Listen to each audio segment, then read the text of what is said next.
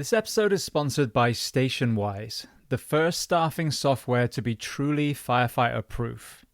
Now, you may be wondering why I have software as a sponsor when I focus usually on physical and mental health of the first responders, and I will tell you exactly why.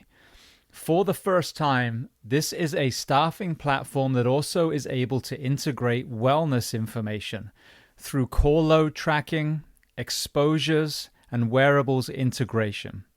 Now, of course, StationWise focuses on staffing and allows you to manage staffing, choose vacation picks, put in rules for leave and trades, and even deploying strike teams.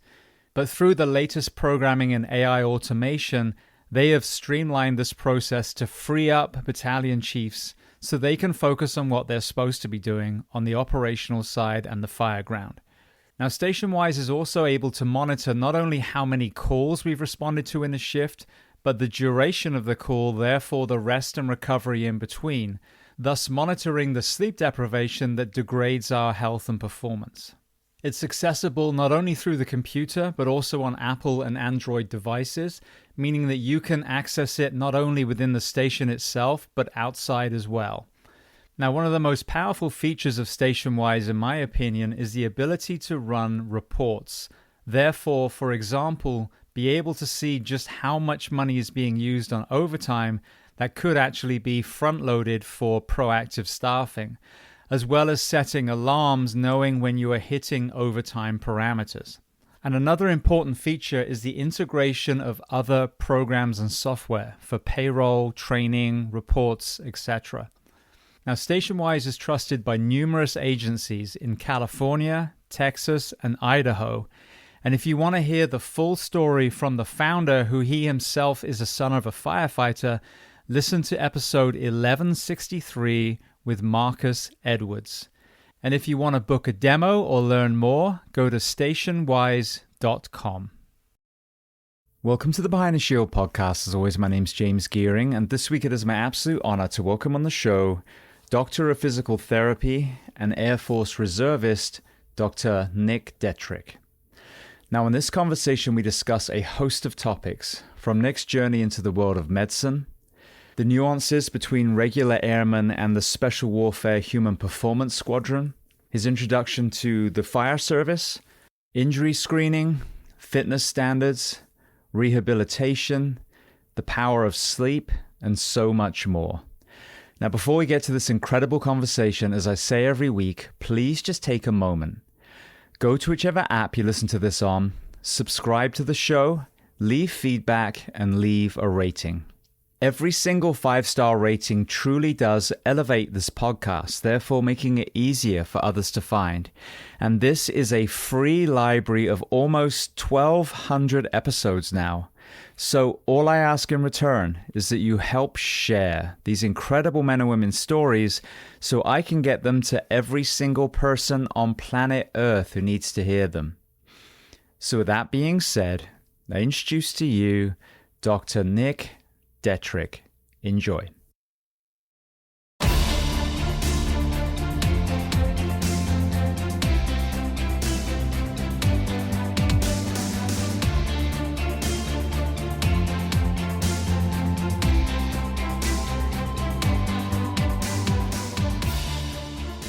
Well, Nick, I want to start by saying thank you so much for taking the time and coming on the Behind the Shield podcast today. Thank you for having me. I've been a listener for a while, so it's an honor to be here. Well, thank you so much for coming on. Very first question, where on planet Earth are we finding you today? I'm at my house in Folsom, California, which is a suburb a little bit outside of Sacramento. Brilliant. Well, I would love to start the very beginning of your timeline because you've got a very interesting journey through medicine and then the military and the first responder professions. Tell me where you were born and tell me a little bit about your family dynamic, what your parents did, how many siblings. So I was born in Mountain View, California, which is in like kind of south of San Francisco. And then very early, like before I was a year old, my family moved out to the Sacramento area. They actually competed in water skiing. So there's a country town and there's a lake out there. And so we relocated. I'm the youngest of 3 boys. And then my mom was a real estate agent most of my life, and then my dad worked for Pacific Gas and Electric. Just kind of did a lot of odd jobs at PG&E. Do they still ski? They do. Not as much. They actually just moved away from the lake last year. So it was like from 91 to 2024 that they were living there and still competing. And then my middle brother still competes at a very high level. It's like travels all over the world for it. I think, if I'm not mistaken, Florida was a big hub for skiing too. We used to have, God, what's it called? It's Legoland now. It was, God, something Gardens. But anyway, that was where all the skiing competitions used to be down here. Yep. Yeah. Yeah. We used to travel out there. I feel like all of our vacations growing up would be either out to Florida or Central California, like Barstow, Bakersfield. There's a couple of lakes out there. So yeah, a lot of water ski tournaments. Absolutely. It's Cypress Gardens, as it was called. And there's still a nod to that now. If you go to the Legoland in Florida, there's a Lego water ski stunt show. So nice. They kept that attachment. Okay. All right. Well, then what about sports and exercise? What were you playing and doing as a young boy? Yeah. So I dabbled in water skiing. I wouldn't say I got into it as much as my family did, but my big things were soccer, baseball, basketball, like anything I could do. Getting active. So we played competitive soccer and baseball until about middle school. And then again, lived in a small town. Football was a big thing, like Friday Night Lights. So I transitioned to football in 7th grade and then continued with that all the way through high school. Did you yourself have any injuries as a youth athlete? Nothing significant as a youth. I had a couple like little hip flexor things, back injuries, that sort of stuff, but nothing significant, fortunately. My biggest injury was actually in college. So I was trying to hang up my athletic jersey, right, and retire, and still wanted to do stuff as I got into college. So I joined the water ski and wakeboard team. And again, growing up around the sport, being a young, 18 at the time, just tried to do something too big too soon. So one of the events is you go off a 5-foot ramp for distance. And yeah, just wasn't a smart young man and ended up in a wheelchair for a couple of months. So that was the biggest injury that I had to deal with as a young athlete. What was the actual injury? So I look back on it, the recovery should not have been that bad. They thought I tore my ACL, and then I also I fractured like the upper part of my tibia and tore 2 ligaments in my ankle. So essentially these are like long skis. I think they're probably like 6-7 feet. And I just stuck the tip into the water and twisted. But because they thought I tore my ACL, and having lived in California, Kaiser has it's a separate entity from NorCal to SoCal.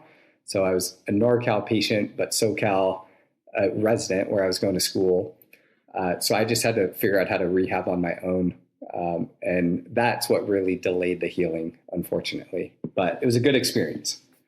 So while we're on the subject of youth athletes, this is something that I like to talk to as many people as I can, because I think it's an important message for the parents out there primarily. When I first moved to America, and I've told this story many times on here now, after a couple of years, I kept meeting what I would term as Uncle Ricos, and I mean that affectionately, but these now deconditioned men either side of 30-ish that told me these I coulda, woulda, shoulda stories of football, baseball, basketball, etc. And they were talking about MCLs and slap tears and all these different injuries at 15, 16, 17, 18 years old. And my question after a while was, well, what are we doing to these kids? And then I become a parent and I'm more exposed to travel ball and some of these other things. My son didn't do that, but this kind of concept. And I realized that it seemed like in a lot of places, sometimes the wellness and longevity of the youth athlete became less important than the performance so that school, that college could win at that moment. What is your perspective of that in the American youth sports environment? Yeah, I think we not only the whole Uncle Rico thing, which is awesome. Like we hear that in the fire department all the time too, right? But I'm going to live vicariously through my kid. And so my kid is going to be the best. My kid's going to get scholarships. I saw it a lot more in Southern California with kids getting specialized into sports super early, baseball being one of the worst, right? And yes, you have pitch counts, but if you're on 3 different teams and they're all doing the same pitch count. Like, are you triple it? We would see some parents who were voluntarily doing Tommy John surgery on their young athletes, thinking, well, they're going to need it eventually and they heal better when they're younger. So let's just do this beforehand, which was wild to think about. Like, why are you doing a voluntary surgery like that? Versus, I think one thing I look back retrospectively of, my parents had us in a lot of sports, but we had soccer season, we had baseball season, we would do a variety of things. You'd have to pick up and learn and roll with the seasons, which I think is, when we look at the best athletes, the people who are in the NFL, in the NBA, like, you look, they all played multiple sports. Very few of them started specializing at age 9, 10. Some people are just really good athletes and they're going to make it there.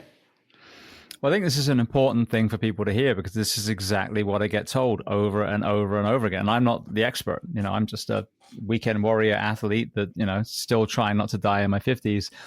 But yeah, I mean, you have these camps and these travel balls and even the travel ball thing. I mean, the concept that your child's team is so good that they need to travel 500 miles to play someone that's going to match them. I mean, your child isn't. They're not that good. If they are, they would be in, like you said, the grooming kind of paths to be in a professional athlete. But the multi-sport athlete, which is how we've played sports since the beginning of time until very recently, does seem to forge, physical resilience, but also mental resilience and avoid burnout from this.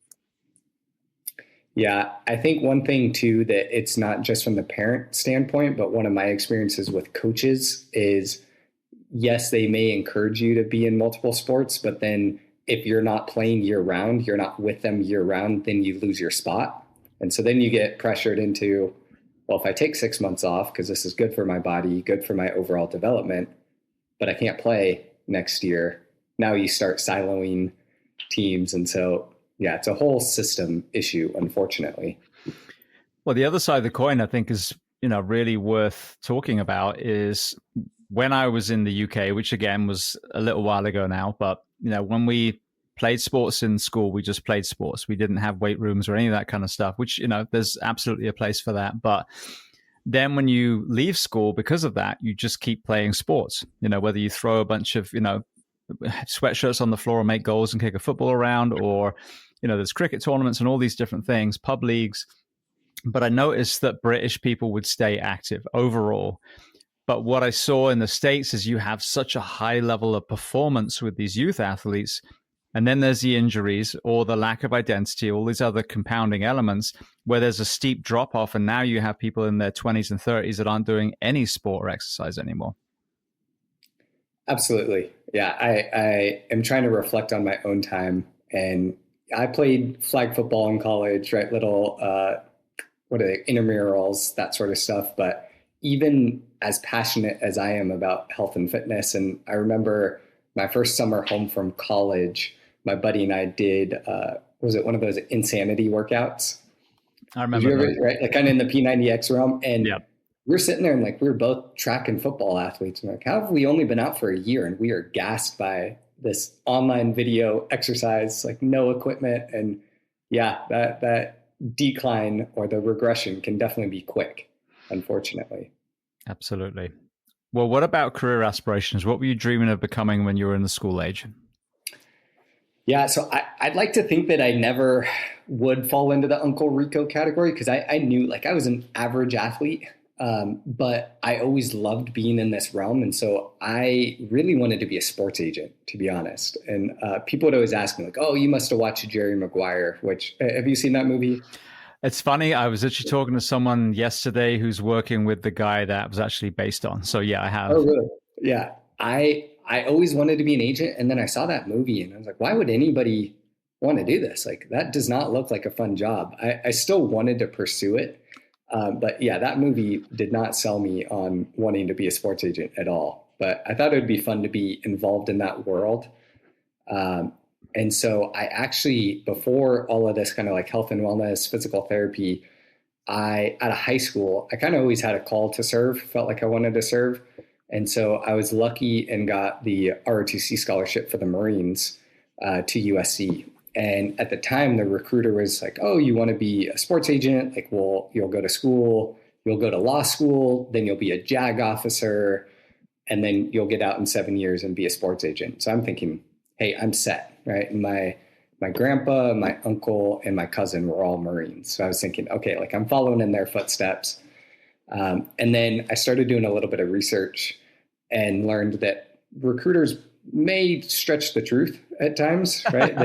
Apparently. They sound a little more sunshine and rainbows than reality. And so I kind of learned, it's like, oh, the odds of me going to law school are pretty low.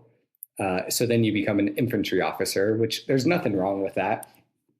But that's when my uncle and my grandpa started kind of planting seeds of caution, like, hey, like you might want to reconsider this. And I'm thinking, I'm doing this in your guys' honor, right? Like the Marines are the family tradition. And I must have had them fooled as a kid, because they're like, you're way too smart for this. Like we're grunts. You don't need to do this path. So I ended up, USC was my dream school. And I took a picture with the Marine and the big check and ended up turning it down, and then went to San Diego State instead. So that's where I started my college education. Did your uncle or grandpa see combat in their service? My grandpa, not much, but my uncle was Vietnam era. And to be honest, I haven't gotten all of the stories, even having served now. Like when him and I talk, you can tell there's some guarding. There's some stuff that he hasn't processed, and that's more that generational difference, right? I think a lot of the Vietnam era just kind of keeps it in. But yeah, he definitely saw some stuff. The Vietnam vets that I've had on the show, it's so different. I guess there's 3 different tiers. You've got the World War II generation, which I would argue seems to be Iraq, Afghanistan, similar, where the country was behind them. They were welcomed home with open arms, overall. You have the Korean generation, which that really breaks my heart, because people basically pretend that never even happened. And if you look at what the Allies did as far as South Korea, the North Koreans were almost to the southernmost tip. They pushed them all the way back to the line. But with the Vietnam generation, James Capers and some of these other ones, Rich Rice, the way that they were received, you talk about organizational betrayal and moral injury. We did such a disservice to those men and women of that generation. I feel that we still need to lean in and kind of, encapsulate them, because now that we are in an environment where it's okay to talk about this, we need to go back in time and figure out who's fallen through the gaps. Absolutely. Yeah, I think there are a lot of veterans, and you start thinking, I'm thinking about my uncle's age. Like my dad just turned 70. He was too young for the draft. So these individuals are definitely later in life, and need to take care of them as much as possible while we can. Absolutely. My father-in-law he was Navy in Vietnam, and he went to Coast Guard. But yeah, I mean, you can just tell a lot of these men, like you said, they're keeping it in, but it's still in there, doing damage technically. All right. Well, then walk me through your journey into physical therapy. Yeah. So again, I started at San Diego State, and quickly I was on, after 2 months, I was already on the 6 to 7 year plan, because when I was in college, I was it was 2009. So the recession was really hitting, classes were furloughed a lot in California. So I kind of had to make that decision of, do I want to stay here for 6 or 7 years or go private and try to get out earlier? Yes, it's going to be more expensive, but kind of move on with my life. And so luckily I had my parents' support, and I ended up getting accepted to USC. So I ended up getting to go there. And at that point I'm thinking, I'm back in this awesome network, the USC world, high quality athletes, that type of stuff. Right. So the sports agent dream is back alive, and I was a business law minor and took my first business law class and thought, absolutely not. I have zero interest in this.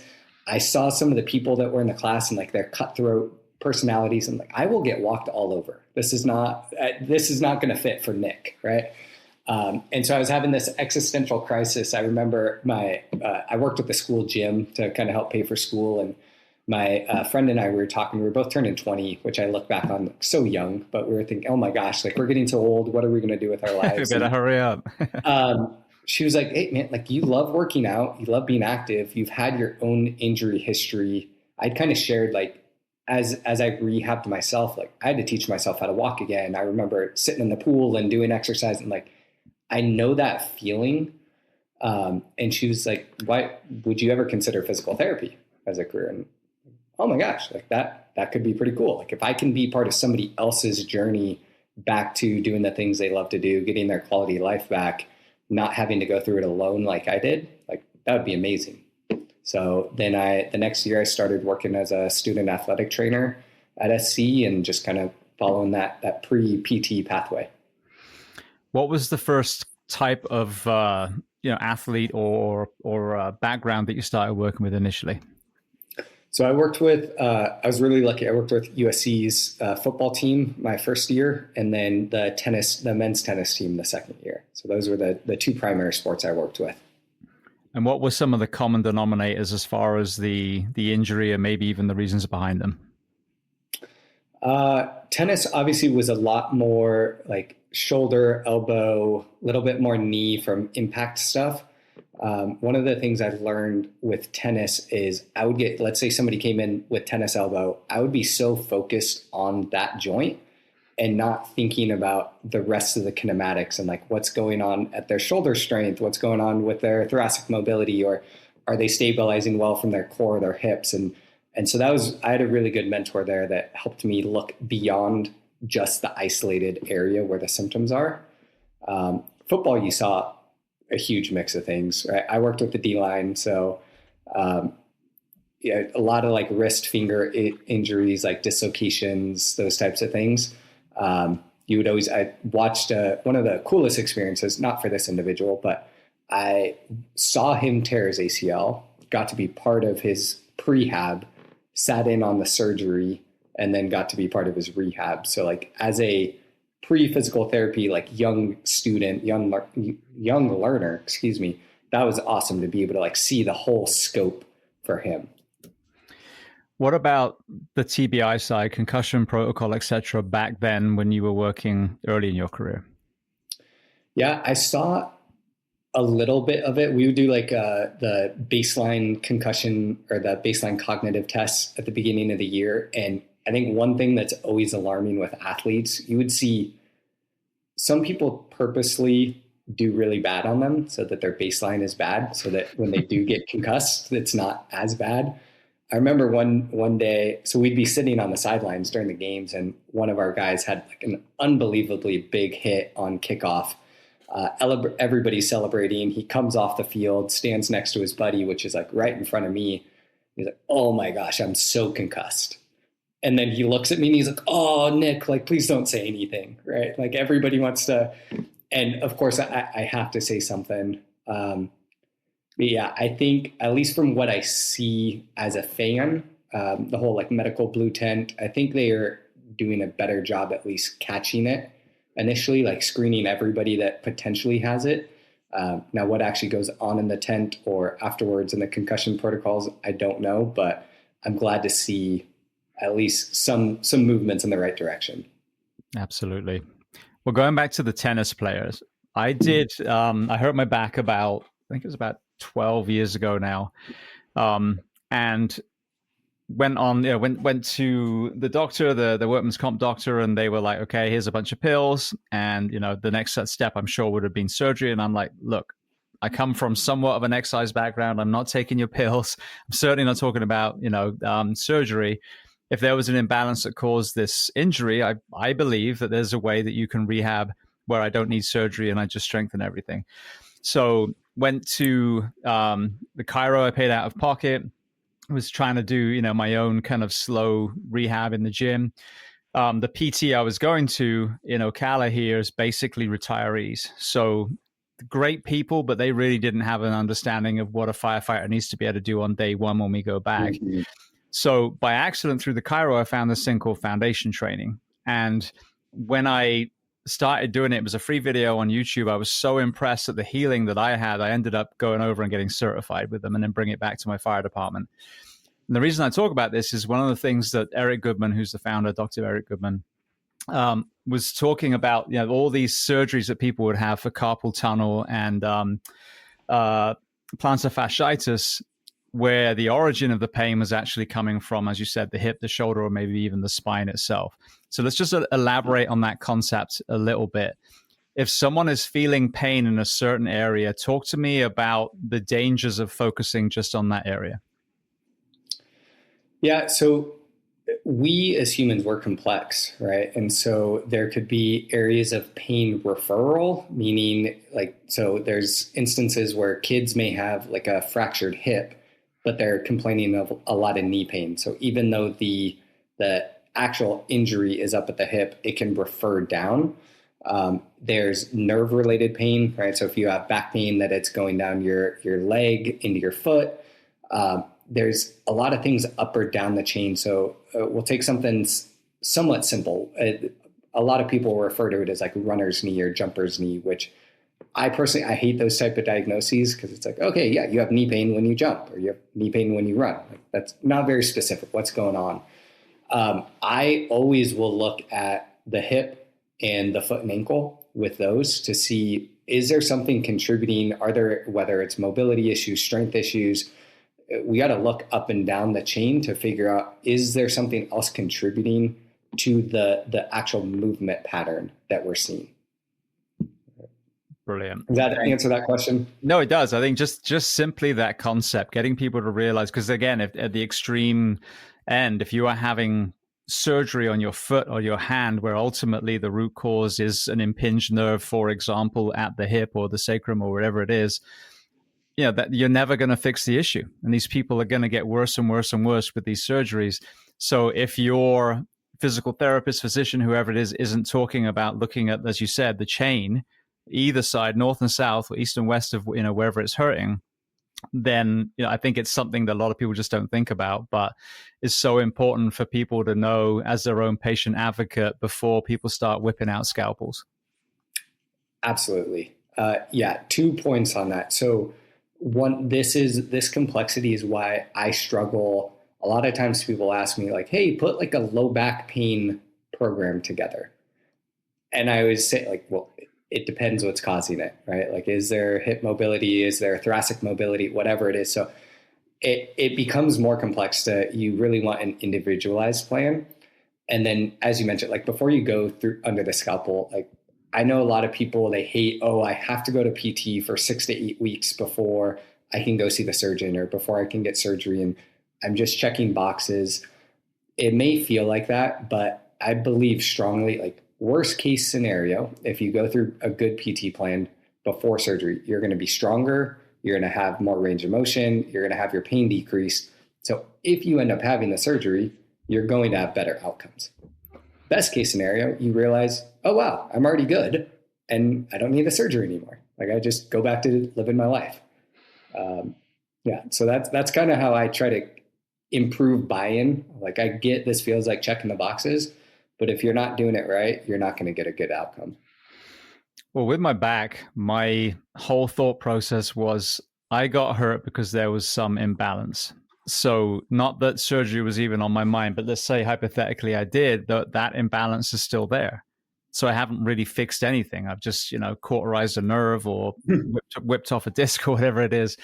So with this foundation training and all the other things I was doing simultaneously, but the foundation training was phenomenal. What it was the kind of excess, the anterior tilt of my hips and the tightness of my hamstrings. And so when I'm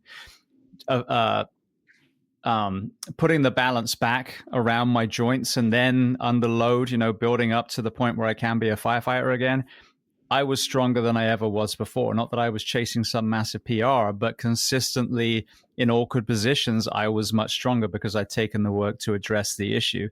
If I just had pills and surgery, I might have made the pain go away for a bit, but I would imagine it was only a matter of time before I was going to hurt myself again. Exactly. All right. There are a lot of Band-Aid fixes. And I think we're in a society where we want everything quickly, right? And it's going to not be as quick going just through physical therapy, but you're going to get the long-term outcomes versus the short-term. So it's all about how we put that lens on, like what are we really looking to do? Absolutely. All right. Well, then you talked about being a physical therapist for collegiate athletes. How did your journey take you into the military finally?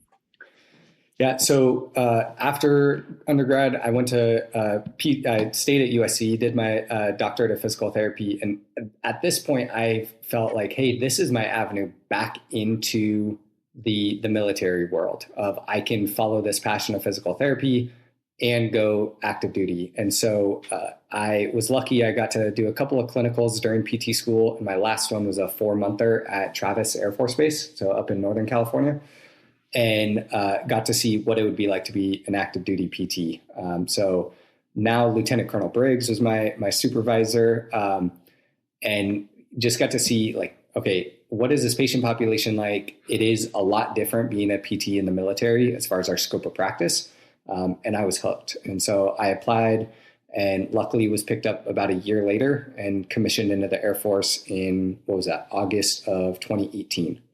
And then was stationed not too far from you guys out in at Eglin Air Force Base in Florida. So do you know where that's at? I'm familiar with it. I'm not 100% where it is, but I've heard it a few times before. Like Destin area. Okay, so yeah, the Panhandle. Gulf Coast. Yeah. Lower Alabama. Yeah. Yeah. So talk to me about the spectrum of airmen that you work with. Yeah. So every base is going to be a little bit different based on what their mission is and like kind of what type of personnel are there. But for the most part, an active duty, at least where I was at, I was working at a big hospital. So as a traditional outpatient clinic, I was seeing a lot of musculoskeletal injuries from training. A lot of people like getting ready for their annual fitness test. So for Air Force at that time, it was 1.5 miles push-up, sit-ups. So whether they had pain with that stuff or needed help getting ready, it was pretty traditional outpatient clinic. It wasn't anything too crazy. I think when I went through school, I did a rotation where I got some traumatic brain injury and amputee experience, and that wasn't that at all. I think by the time I was in the military, a lot of our blast injuries had gone away, thankfully. We weren't seeing that as much, and those are the highly specialized. They're going to the Walter Reeds or the Center for the Intrepid in San Antonio, that type of stuff, if they're at that high level. Talk to me about the fitness test. When I was young, which is a long time ago, we were doing sit-ups, with our hands, our fingers encircled and yanking on our neck. And then as time goes on, they tell us it's a horrible way of doing a sit-up. But then you look at a lot of the selection processes for the military, fire, and police, and they're still doing the 1980s movements for professions where really being able to ascend, move under load, that kind of thing is far more important than 50 push-ups. So what is your perception of some of these baseline fitness tests in the military specifically? Yeah, I think it misses the mark. I think we're doing a lot better. I know like the Army has their combat fitness test, the Marines have that as well. So I think getting more job specific. I think one thing that a lot of people don't realize about the military is that it really is like a microcosm of general population, right? You have these, what we think of as military personnel, infantry, operators, that type of stuff. But you also have a lot of desk workers. You have a lot of people in admin, people that don't have a physically demanding job. So I think where the military is moving right now is getting more job specific on those fitness tests, which I think is a positive thing. But I'm also seeing, even like I look at the Air Force 1.5 mile times, and the standards continue to get lower and lower because all of us, military, police, fire, we're having recruitment and retention issues. And so I don't know, the tests aren't necessarily great, but also the standard is subpar for what we need these operators to do. The term false economy seems to become more and more apparent in so many areas, and we'll get to the firefighter work week in a little bit. But when it comes to the lowering of standards, so you are allowing someone with worse strength and conditioning to walk through the door, what is the potential cost and ripple effect that may be, be an amplifier of cost versus if you kept that bar higher, invested more, and only brought people in that were at that initial benchmark that you'd set? Yeah. So at our fire department where I'm at now, I have kind of some like injury risk reduction guidelines. And one of them is building and maintaining physical resilience, right? So having a good between I call it physiologic metrics. So how well are your heart and lungs working, your VO2 max, how much body fat are you carrying, some mobility and strength and power stuff. If we don't have a good foundation of this, you're going to sacrifice in some capacity out in the field.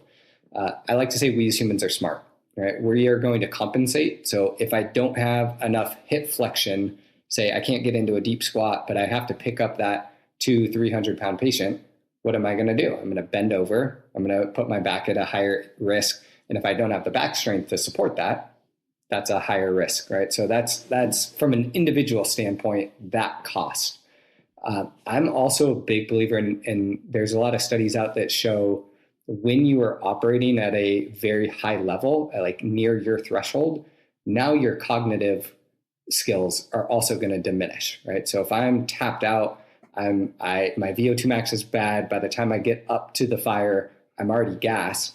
Now, am I missing a victim? Am I not searching appropriately? And right, I am not a firefighter, so I will butcher some of those terms. I can act like I know this stuff. But right, so like, what are we missing?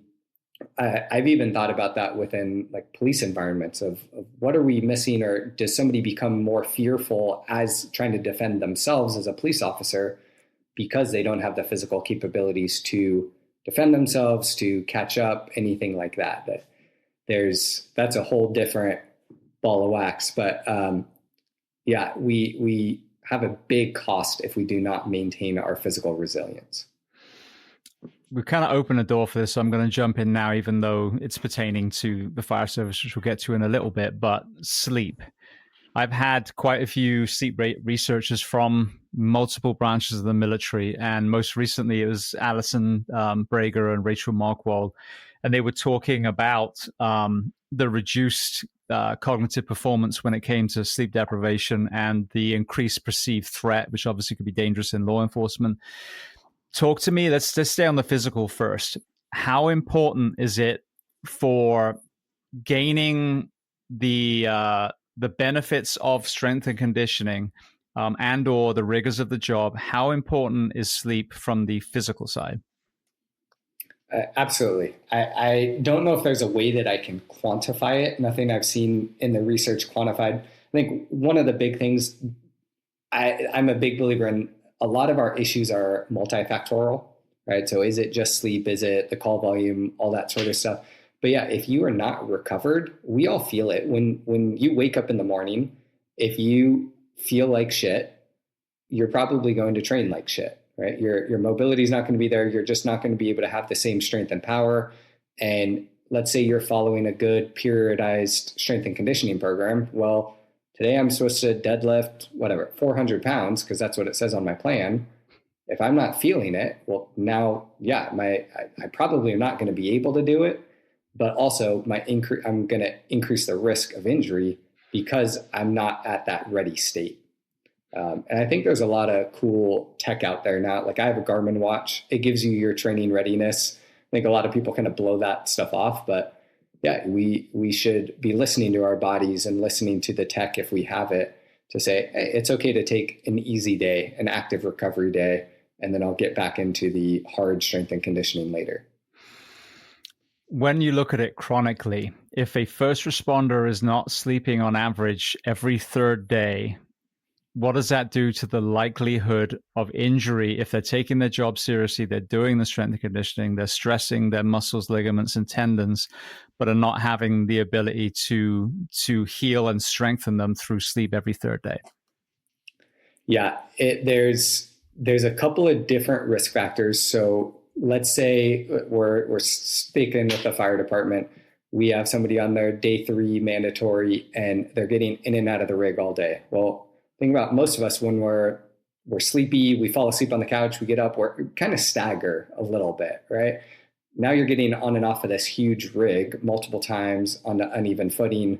You're not paying attention as much because you're just trying to go through the motions. Yeah, your risk of injury is going to be higher. When I first started at this new position in Sacramento, I sat down with our risk team and our work comp team, and they were showing, hey, I think it was overtime only, or it's only 20% of our injuries are occurring on overtime. So it's really not that big of a deal. And I kind of looked and I was like, wait, 20% of our injuries are overtime, but like how many hours worked are overtime? And they were kind of confused, like, wait, what do you mean by that? Like, well, not every, like, we probably only have 5% of the total hours worked are overtime. And if we have 20% of our injuries are overtime, that means you're at a 4 times increased risk of injuries. And that was kind of like a light bulb moment to them. Like, oh, I haven't thought about it in that, right? They just think it's a 5 times more risk during the regular shift because it's only 20% on overtime. So I think that's where it's fun to like have a different lens than some of our administrators. And sleep is a big thing. I talk about it with a lot of our firefighters. I have all of these ideas, health and wellness wise, and things that I can do, and especially with my background as a PT. But if we don't get sleep under control, we're just going to be beating our heads against the wall for the most part. Well, the conversation I've been having for 9 years now is we keep talking about the shift like a Rubik's Cube, and we'll spin the cube and we're like, what if we change the days to this, this, and this? But it's the same exact 56-hour work week. And there's no conversation of why does everyone else work 40 hours and we work 56 because we're not sleeping all night. Let's debunk that myth. We're either actually running calls or are not in a deep sleep because we're waiting to get woken up. And then you've got this recruitment crisis, which really, if we're looking at it, is a result of young people looking at how we're doing and going, my God, those firefighters are falling apart. I think I'm going to go be a welder instead. So now you've got this forced overtime. So a lot of the country, it'd be interesting to get your take on who you've worked with at the moment, are relying on overtime constantly. And that cost is the potential cost to proactively invest in a fourth shift. I think the 24/72 to me is really the force multiplier for a lot of things. So people say to me, if we're talking about statistics, well, we don't have the money. Like, well, how much are you spending on overtime? How much are you losing every time someone walks out the door after 2-3 years you've trained them and put them through medic school? What is your workman's comp premium? What are the lawsuits that people are making mistakes because they're so tired? There's a huge amount of money downstream. So just kind of pertaining to what you talked about statistics, I find a lot of times, people are looking at them with the wrong lens. We don't have the money. Well, you don't have the money because of the way you are working people now. But if you took that money, you put it at the front, you would actually save money that then you could pour into a physical therapist and a mental health counselor and a fitness, punitive fitness test and some of these other things that then would just amplify the physical and mental health of your people. Yeah, it's definitely a complex situation. Having listened to your podcast for a little while now, I've definitely broached the topic with some of our chiefs of like, what are the options for shift changes and that sort of stuff. And that's a big uphill battle. I will say one thing I'm curious, and I don't know how it works. And this is an issue, I don't think just in our department, but in a lot of departments in California specifically, is with the cost of living here. Everybody is reliant on that overtime. So while we hate it, they also like their lifestyles now are used to overtime. And so I've heard a lot where our union may not support like a 24/72 just from the financial consideration of the individual firefighter, which I find is interesting because we complain about not getting sleep, but then if we try to push things that are going to help you, there's that uphill battle. But I do think it is worth exploring all of the different options. And that's a goal of mine, is to try to lead the way and have these conversations with our chiefs and our leadership and figure out where we are going, which luckily we're in a really good spot within our department. Our leadership fully supports like a lot of the initiatives we're pushing forward health and wellness wise. So I think we're in a good spot right now. The response to that exact question, because I've been given that a lot, is twofold. Firstly, if you work a 24/72, your hourly rate goes up. So when you do work overtime, you'll actually get more. The goal is to make overtime a lot less. But then when it is your turn, guess what? You're more valuable to us. We're going to give you more money for being away from your family for 24 hours or 12 hours. But the other thing that people miss in this whole conversation is so many firefighters enjoy doing other things as well. So now you have this, this extra time between shifts. And if you love carpentry or personal training, or you're a PTA or whatever the things are, you can do that on the side. Different tribe, different identity, different, income source. So God forbid you lose your job as a firefighter, you got something to fall back on. But there's a fallacy that we make so much money in the fire service and I could never make it anywhere else, when that's rubbish. But the good thing about that earning your money that way is you go home at night and you have dinner with your family and you sleep next to your spouse. So different than another 12 or 24 hours in the fire service where you've seen the people that you love even less, and the chances of you having some physical or mental health issues down the road and shortening your lifespan have gone up even more. So I think we've got to reframe what is the most valuable currency, and time at home is the most valuable. Do you need some extra money? Okay, then be an entrepreneur or an intrapreneur. Find something that you also love doing and do that on the side, just like we did in the fire service since the beginning of time. Most of our predecessors had side hustles. They didn't work overtime into the ground. Yeah, I think especially, and I say this, I feel like I'm in between generations, so I'm not quite as young as our young academy recruits, but definitely not near retirement age yet. And we're already seeing a shift in these new recruits, and they're wanting to have a balance in life. And yeah, they'll work the mandatory, but they're not signing up for extra overtime for the most part. So yeah, they're finding that balance and prioritizing life. That is one of my big goals. Like, while I'm here to serve the city, serve our department, what I really want, like Nick's secret mission, is improving quality of life for all of these people, like in the service and outside. Absolutely. So, yeah, we got to keep pushing for that. 100%. All right. Well, back to the military. You talked about, the people just trying to pass their annual test, for example. Talk to me about working with the Special Warfare Human Performance Squadron. Yeah, so that's been, so I guess backtracking, I left the military in 2021. This is, again, we're talking about, or just coming off of prioritizing life and that sort of stuff. My girlfriend at the time, now wife, was out in California the whole time that I was in Florida. And so I wanted to be closer to family, have a little bit more say in what I was doing. And so I transitioned to the reserves. And that's the position I've been in at the reservists, is our Special Warfare Human Performance Squadron. So if we think about for Air Force Special Warfare, like our TAC Ps, our PJs, that sort of stuff, they go through anywhere from like 1.5 to 2.5 year training. And so our squadron basically just supports their health and wellness throughout their training program. So whether they go out to satellite trainings, like there's dive school in Florida or jump school, and then they kind of come back to San Antonio where the headquarters is, and we just manage their health and performance. I've always said that if there was any military special operations group that matched the American firefighter paramedic the most, it's the pararescues, the PJs.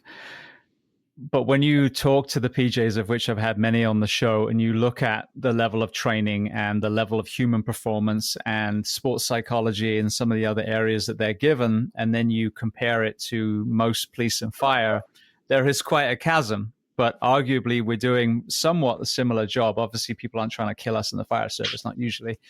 But we are responding to everyone's worst day as they are. So talk to me about that. Obviously, you're looking now with this fire service lens, but working with that elite performance in the Air Force side, what are the differences between the physical, mental health and performance side that our PJs and TAC Ps are getting versus most police and fire that you've worked with? Yeah, when I think of, and caveat, I'm out there like 2 weeks a year, so sometimes I forget the exact logistics of it all. But we have strength and conditioning coaches, we have clinical psychologists, physical therapists, occupational therapists, med docs, all in like the same clinic, right? So it's this very multidisciplinary team, almost like you would see at like collegiate or professional athlete level.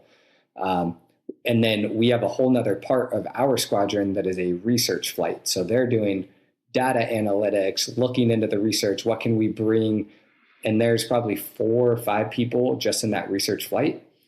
And I think about all of that. This is one thing I'm blessed to be part of the unit, is I then go back to the fire department and I am all of those people in one, right? And trying to do that. So we have an unbelievable amount of resources, and whether it's grants or federal funding, all that sort of stuff, they get the cream of the crop for our special warfare. That's for sure.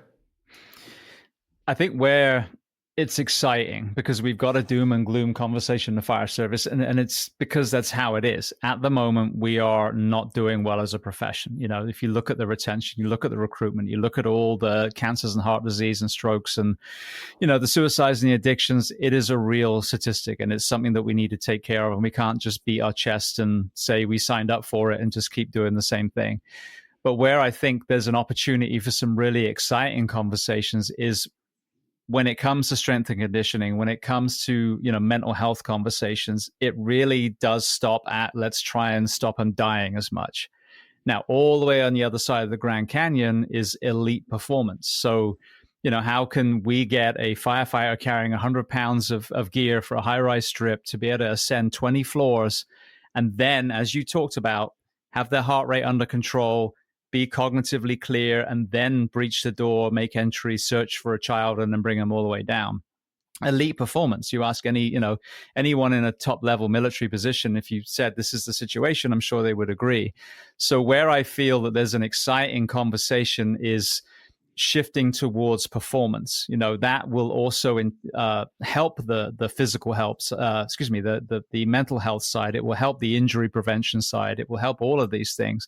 But we've been on the back foot for so long that I feel like the conversation needs to shift to how can we really get firefighters to perform? Now, the work week, the sleep, absolutely huge, you know, part of that conversation. But then when we do, well, what are we talking about with fitness standards? You know, expectations, strength conditioning, you know, injury prevention, you know, breath work, all these elements, so that first responder has the highest chance of actually facilitating that rescue when they enter. Yeah, you are describing all of the missions that I'm trying to work on right now. And I would say we in our department right now, we're making some good steps where, as far as fitness standards go, when I showed up, so I've been here for about 2 years, we had like a 1.5 mile run, and it was in 12 minutes or less. And if you did it, great. If not, I guess you still get off of probation. So I've really changed that. I've tried to bring a little bit of the military experience. Have you ever seen, at least I'll speak to the Air Force PT chart. Have you seen those where? I don't think I have, not the Air Force one. So there's, let's say for your 1.5 miles, I think at like under 30 years old, you have to run like a 9:15 to max out, like to get your 50 points. And then as your time gets slower, you get less points. And then same thing for push-ups. There's like a max and then you get less points. So I created a chart like that for our academy and for our probation officers. So we have a 1.5 mile run, and then we have force plates. So we were fortunate to get some Vald force plates. So we have a max deadlift. So we're testing their strength. And then a low back endurance test, which under a certain threshold, you have an increased risk of low back pain. And so they have all three of these. They have to get a minimum score on. And in the academy, they'll get diligence if they don't hit those. And then the expectation right now, especially on my 25-1, you guys are coming up on this in a couple of months. You guys, they will have their probation extended if they're not hitting their fitness standards, because that is a job requirement. Now, once they are offered probation, that's where, so the next 29 years of the 30-year career, that's the big uphill climb. We don't really have much, that's where it switches from the stick and it's much more the carrot motivation standard and trying to just uphold their physical capabilities throughout their career.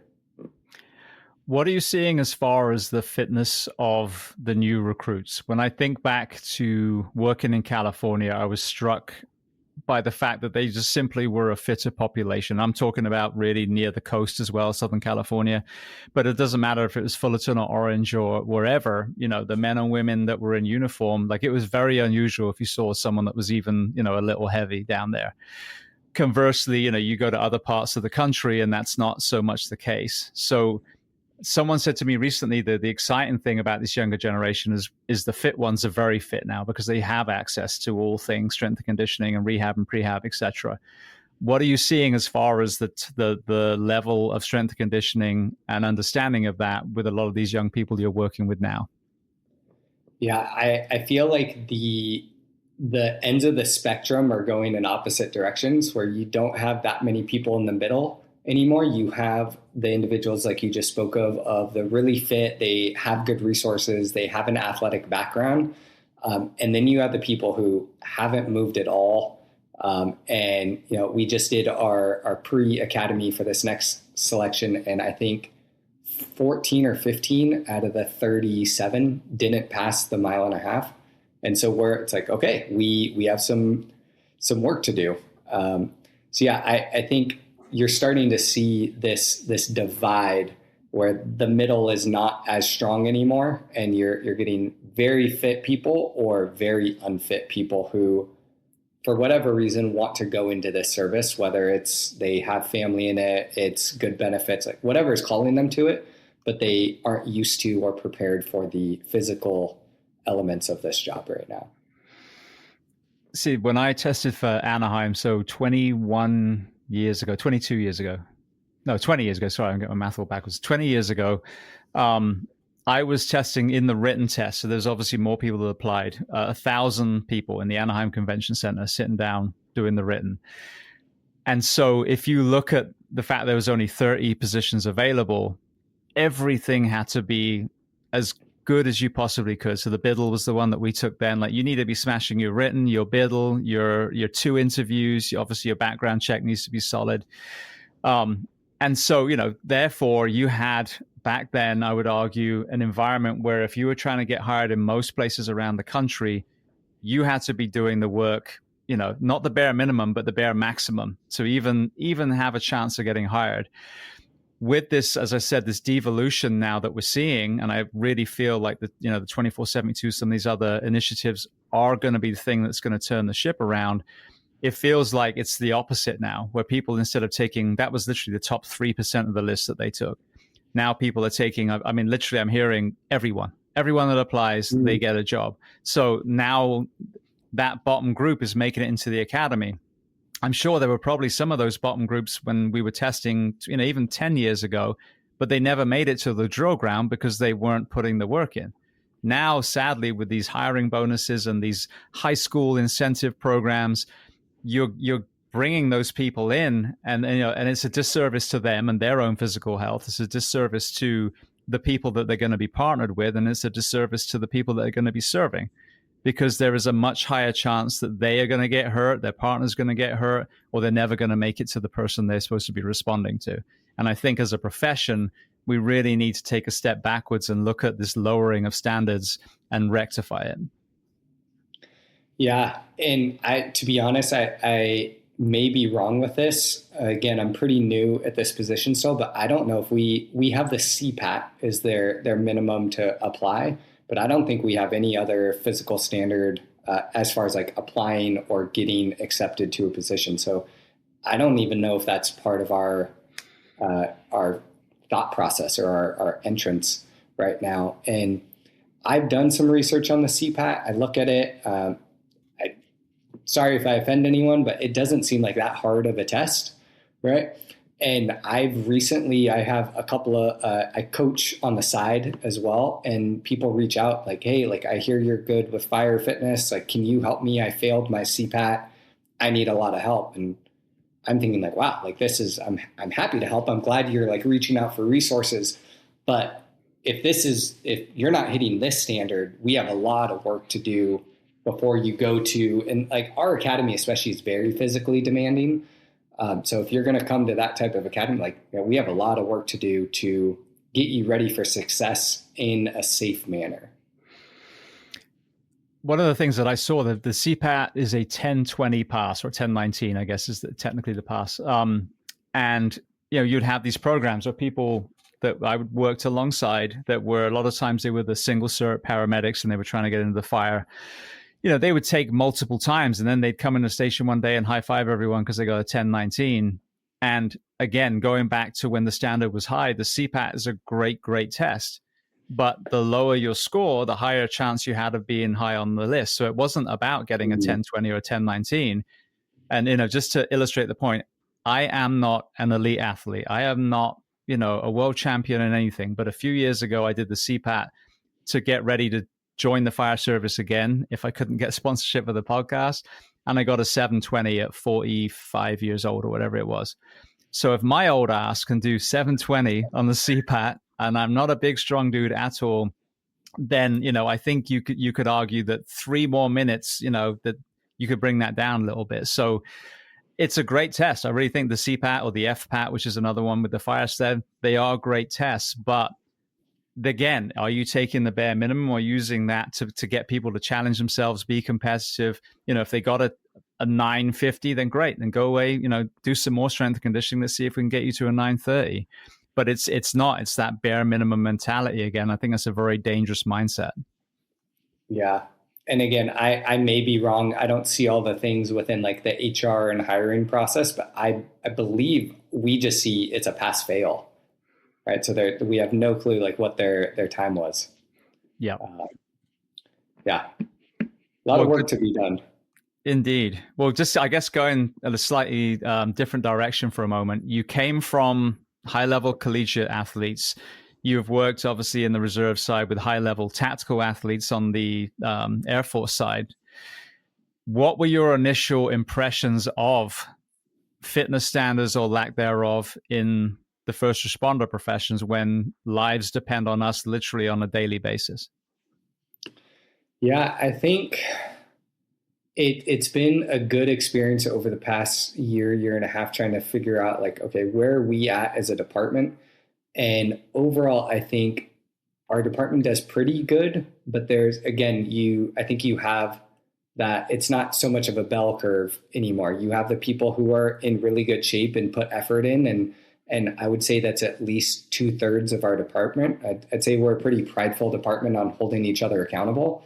But then there's another at least third to half maybe that do you want to end up on the drill ground with them? Like, do you hope that they're sitting next to you in the back seat when the big fire goes, or that I kind of always challenge what I'm challenging our new recruits and our probationary firefighters with are be the firefighter you want showing up when your family needs help. Right. And can you look at yourself in the mirror and say, that individual would save my family, save all the kids, save your dog, everything. Like, and if you can't honestly answer that, yes, I feel confident. Hey, there's nothing wrong with that, but it's good to do a self-reflection and then lean on the resources, lean on people like me or go private and use that there's so many resources out there. Like, make yourself better, a little bit better every day. What about, let's stay with the PJs because it's the closest apples to apples. What standards are they held to maintain fitness? Oh man, to be honest, I can't speak to that right now. I don't know. It is so far beyond what we hold our people to though. Like, I know when I go there, generally when I'm there, what I go to help with is, it's called ANS, their assessment and selection. So it's like their hardest 2 weeks. We're just doing sick call and treating injury. Like, hey, I rolled my ankle out on like the midnight ruck. So I don't know too much about their fitness standards, but all of these individuals, like you just see them walking around, working out and like, man, I wish I got paid to work out 6-7 hours a day. They are in absolutely phenomenal shape. I think they would breeze through Fire Academy, at least from a fitness standpoint. Well, this is what I hear from, all sections of special operations, but another group which I think is really important to highlight is the ocean lifeguards. So usually a lot of times they're attached even to fire departments, certainly in Southern California. But I was a lifeguard in open water, not ever the ocean though, but you are held to a standard. If you don't recertify for example, your swim test, which involves a lot of, cardio and strength and conditioning, then you're not a lifeguard anymore. It's just that simple. And so I think that we as a profession have done such a disservice by never putting a standard in when one could argue that you are held to a standard in the academy. So no one can say it's not fair. You pull dummies, you climb stairs encumbered, you chop wood, all the things. So it's a beautiful way of just keeping that standard held with the CPAT, with the FPAT, something that's completely job specific. So you're not being unfair to, the 120-pound firefighter or, the 6'5" firefighter that might have, more challenges. You're just saying you either can or you can't do the fireground tasks when put in a sequence.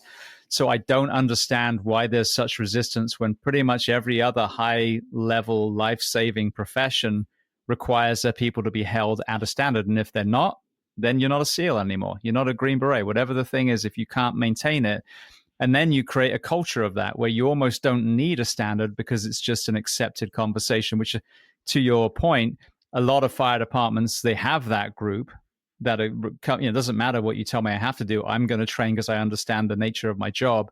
But I think it becomes a deterrent then, like you said, for that middle group that can be swayed either way, not to allow themselves to slide. Yeah, exactly. It is an interesting thing. Like I feel like I have a lot of conversations at our department right now of what would this look like to actually implement a standard, and is it punitive? Do you have to do incentives? I think one thing that has been eye-opening as far as just learning the processes different from the military versus now in the fire service is the introduction of unions, right? And now you have these like protected class employees, and what were the contracts like when they signed up? And it's definitely an interesting thing of how do you work all of this in and make everybody happy, which I don't know if everybody will ever be happy, but. Well, I mean, from the union point of view, it's a super simple answer. Do you want your men and women to be healthy and have long, fruitful retirements? Well, then why would you oppose a fitness standard? It's that simple. Opposing a fitness standard is basically increasing their chances of dying from physical or mental health disease. Yeah. So if you're supposed to be there for the benefit of the workforce, you should be the one spearheading the fitness standard. A fair one, like I said, a CPAT or something, not, must deadlift 500 pounds and then run a sub 4 mile. But, that is, you literally at the front door expected that. If we're going to be talking about cancer and heart disease and all these things, but you're not being part of the conversation for a healthy work week and a fitness standard, then you're not taking any of those issues seriously. Absolutely. I know a lot of people argue like, hey, the system is broken. We need to figure out the shifts, or we need to figure out the call volume and all of these things. And while they are absolutely right, there are a lot of system issues we need to change. That doesn't mean you need to wait to make your own personal individual changes and like figure out, am I eating well? Am I sleeping as much as possible, at least on my off days? Am I exercising in an appropriate way? Right. We still have some individual responsibility to this. I'm curious because one always pushback I hear with the fitness standard is, would we make it age or gender determinate, or like we scale it for those? I'm curious what your thoughts are on that. Well, as a 51-year-old bloke that still does all the training and would actually be able to do the fireground stuff still, and having people older than me in my gym that could also do it. I mean, I think there's a very easy answer, which is we're all in gear, and it's your family that are up on that 8th floor apartment. Do you care who's inside that gear? Gay, straight, 50, 18, or do you just want them to be able to do the job? So if you are going to be on an engine, a truck, whatever it is, and bearing in mind, as you alluded to, if you did the CPAT as a standard, it is not a hard test. It is not. It's just maintaining the ability to do it. And it then is a beautiful way of seeing, all right, am I getting some immobility? Are things starting to hurt? Am I having problems crawling? It's a great assessment tool for you to work on yourself without getting too far beyond and getting hurt. But it just comes down to the point of, can you or can you not? And age is no different than skin color and gender and sexual orientation. You either can or you can't. And, I certainly wouldn't accept that my child died when someone said, yeah, but I'm 49. I just couldn't make it up there. So that's, again, it's a big boy conversation. If you want to be a firefighter and you want to work for 20 or 25 years, then you have to maintain that standard. But I'm also very fair. How can we expect our men and women to maintain a high level of performance when they're working 56, 80, 120 hours a week? So those have to go hand in hand. If we're going to expect our men and women to maintain the standard, we have to give them the work week that allows them to actually perform at that level and maintain their body composition. Absolutely. Yeah. My short answer to that question is always, the family that you're going to help doesn't care how old you are, how you identify, anything like that. I think that's where I try to strive on. We shouldn't be hitting the minimum standards when we are in our 20s and our 30s, because yes, your performance may dip as you age, as you have injuries.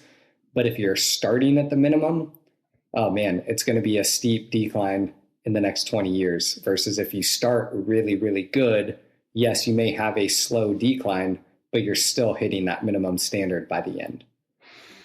It's literally the same as the guy that says, I don't need to train. I just see red. The adrenaline will help me out. You're like, no, you fall to your level of training. You don't rise to your level of expectations. So if at the front door, you're already on the back foot, where do you think you're going to be 15 years later? Yeah, absolutely. Yeah. And seeing red, it may work once, but then if you get a second call or it's a bad call, like, yeah, that's not going to last too long. No, exactly. Well, you alluded to injury. So let's because I want to talk about rehab and, getting back to work. I think it's a really important conversation.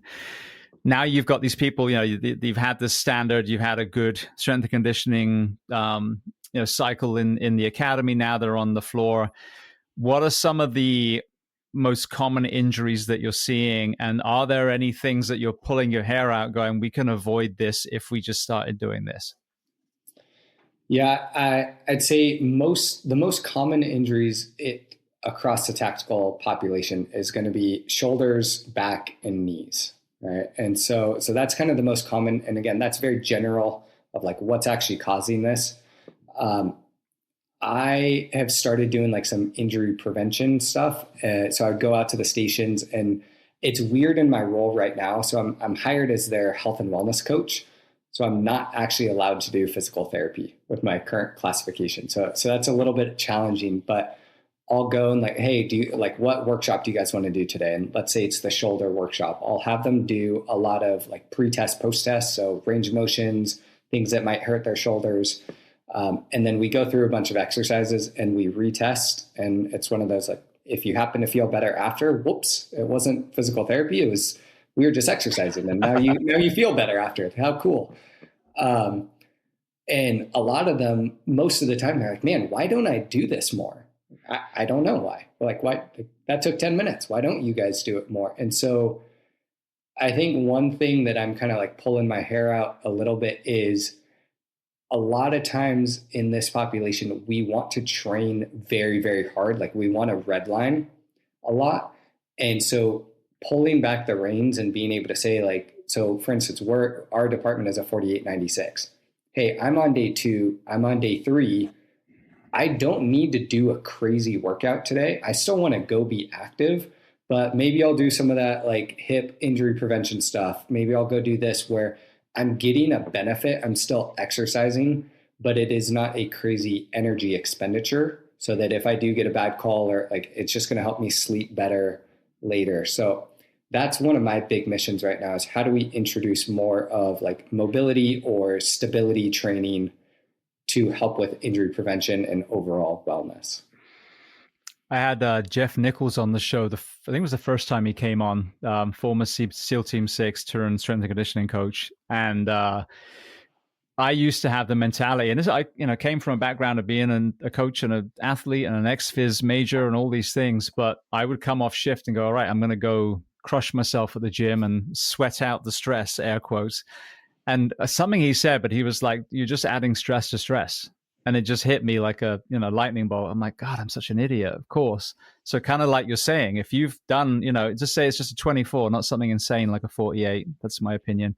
You come off shift and you barely slept, and then they're like, okay, it's Murph today. Maybe, or Fran, that's not the one for you. Maybe just when everyone else is working out, just go take a 1 mile slow run, or go for a walk with your dog, or row or swim or something else.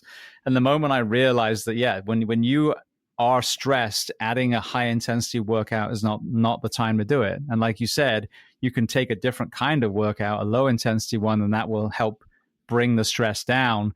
And then maybe after your first full night's sleep, that might be then, okay, today I can do that red line workout.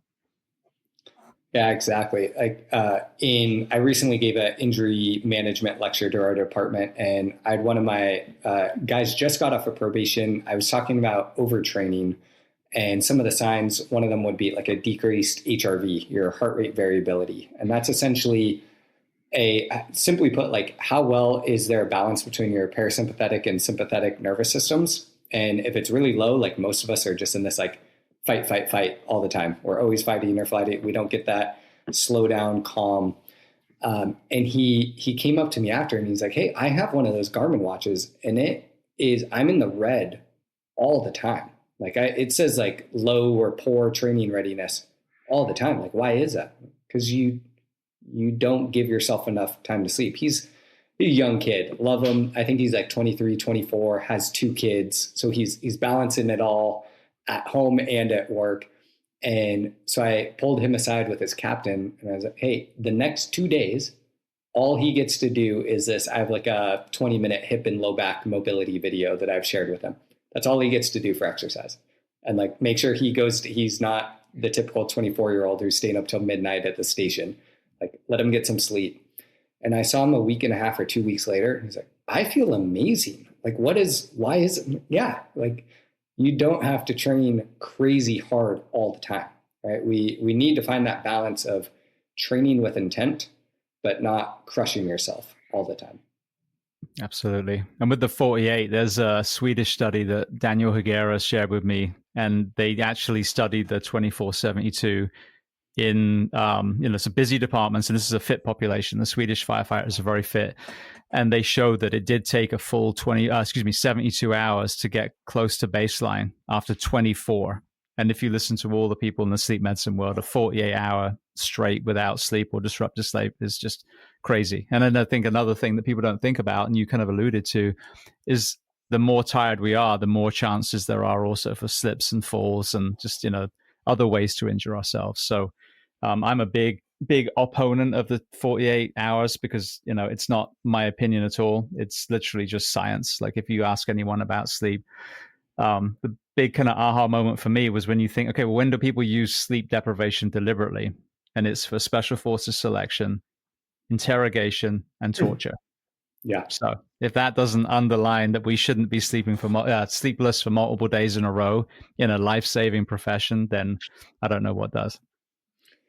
Yeah, I have every year we have what we call coaches drill. So almost all of our membership comes through and we do like their hearing test and SCBA mask fits, but then I have like a fitness portion and assessments, and something that I would want to do. It feels complicated to try to figure it out, but is looking at the averages of individuals on day one. Like if they came in on their day one versus this crew came in on day 2 versus these people are on day 3. And let's look at like the performance standards and even simple things of following very simple directions. I joked around that. So we have almost 600 people coming through this.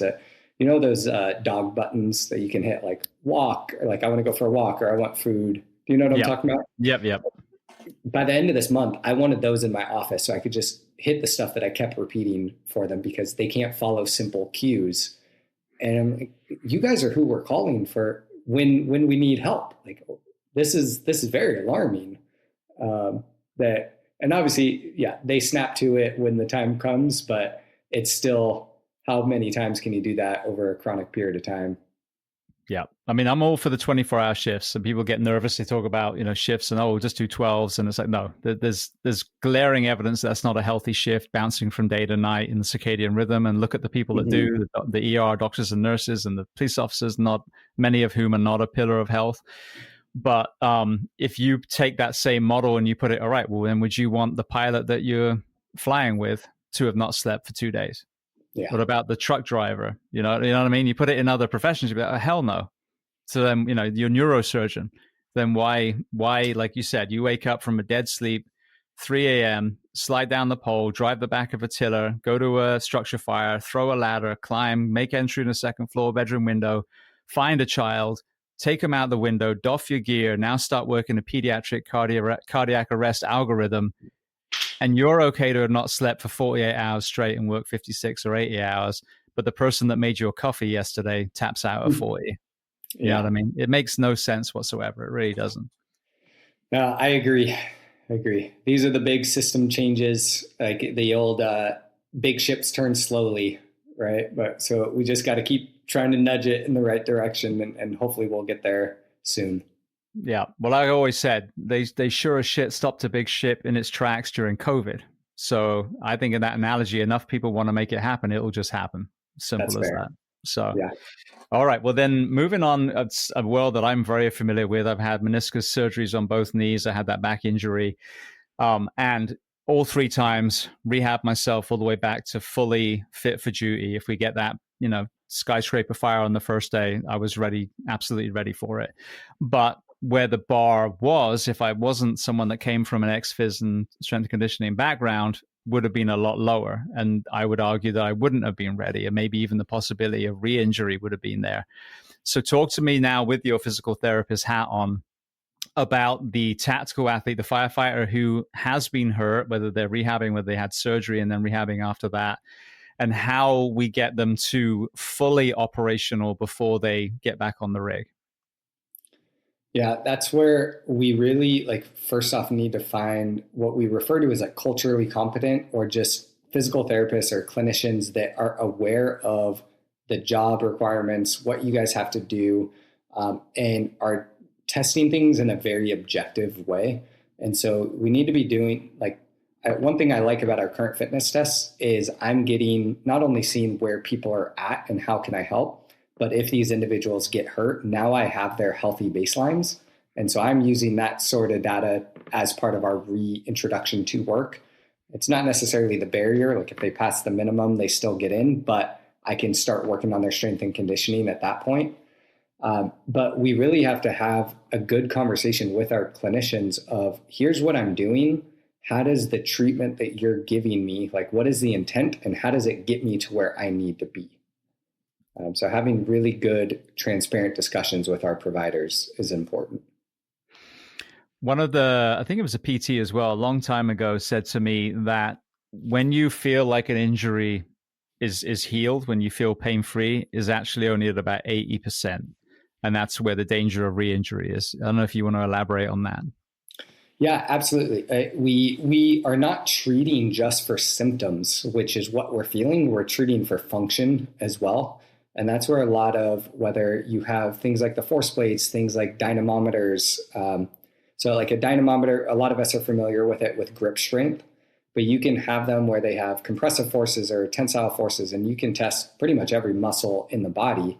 So comparing side to side, making sure you are fully good. I think having that helps not just identify where are continued areas for improvement, but also helps you see, okay, James, you're my patient. Yes, you feel great. You feel like you're ready to go back, but your injured side is only 75% strong compared to your uninjured side, which even that sometimes you could argue, is your uninjured side weaker than it should be? Well, that's a whole different rabbit hole, but we need to figure out it's not just the symptoms we're treating, it is the function. And that is really what prepares you to get back to the job.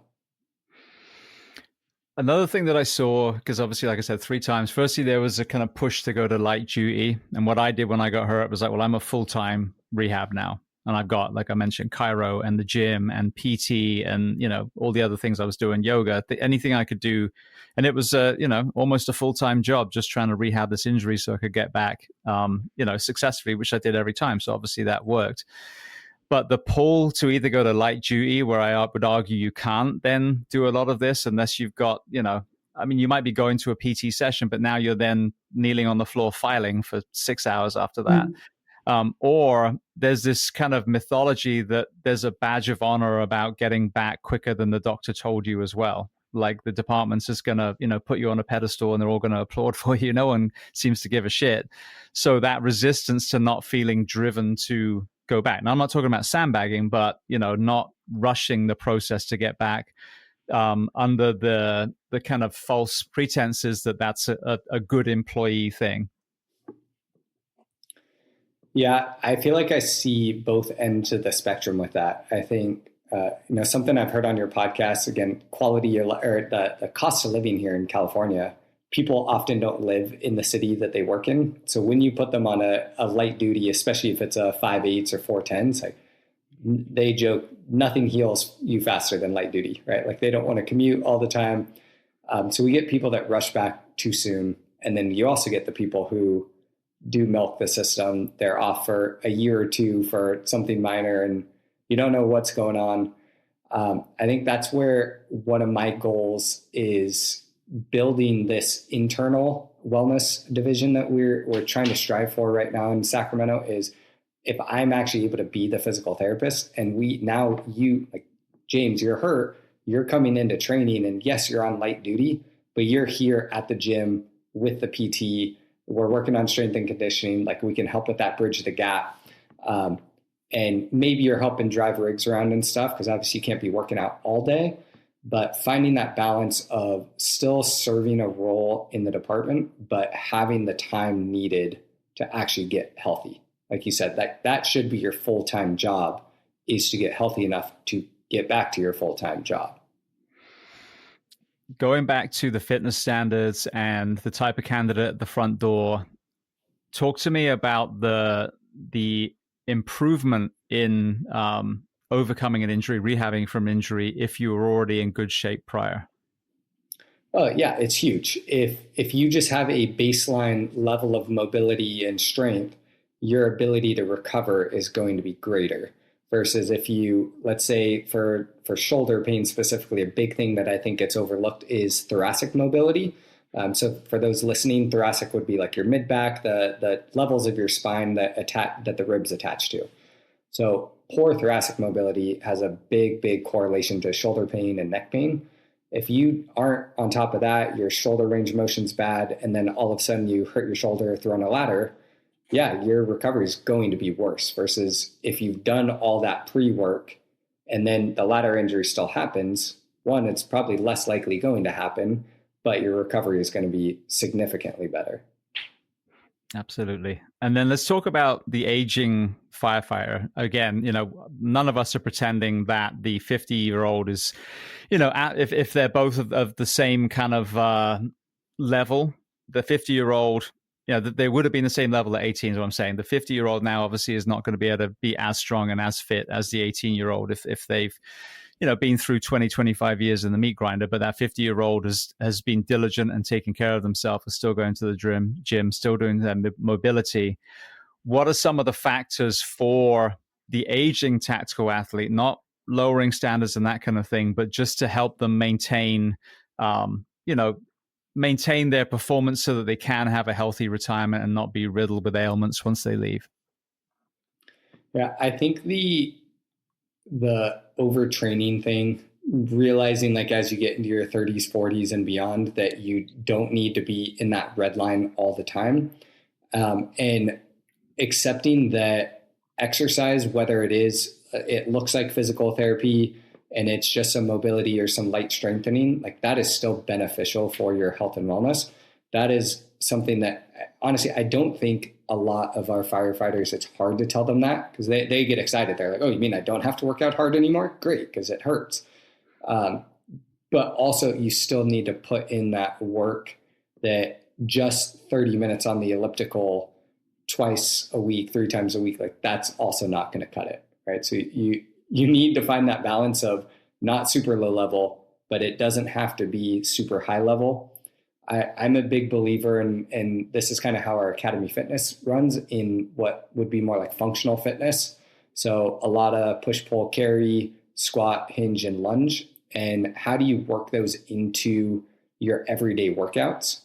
So especially for our tactical population, we don't have the benefit of kickoffs at Sunday at noon, right? Every day we might be going. So coming up with a good strength and conditioning program is a little more challenging. And so that's where I'll mix in. I won't do like chest day or back and bis day, and then those areas are super sore. I kind of sprinkle in everything throughout the week. So you get the same amount of volume and you get the exercise benefits, but you don't have that like my body just got beat up feeling. And so that's what I work on, even with our young people, to try to develop habits, but definitely our older firefighters.